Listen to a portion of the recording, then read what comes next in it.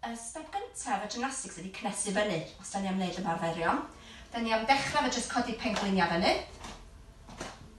Os mae hwnna'n hawdd, da ni fedru allan cicio traed allan. Ac i wneud o'n mymryn bach anoddach, ydy codi pengliniau fyny yn uchel. Briliant. O fyna, da ni am eistedd lawr yn sharp straddle. Cadw traed i pwyntio coesau sydd. Trio ymestyn at un droed. A newch chi teimlo fy stretcho dan eich coesau at y coes arall. Ac os mae hwn yn hawdd, da chi eisiau mymryd bach mwy o challenge, trio ymestyn ymlaen mor bell a fedrwch chi coesau sydd, trio gael eich bol ar y llawr.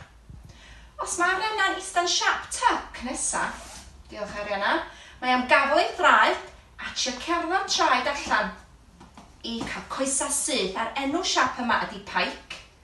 Yn ôl i fewn ac yn ôl allan. A da chi'n teimlo stretcho dan eich coesau.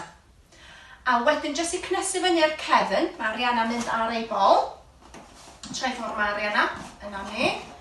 A wedyn mae'r coesau hi'n sydd a mae'n trio sbio fyny at y to.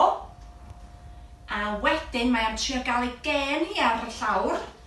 A trio cael fatha arch mor, a trio fatha sleid bron iawn. Pen ôl yn yr awyr a gen ar y llawr. Briliant. So, da ni wedyn di cnesu fyny trwy'r corff yn barod i wneud ymarferion.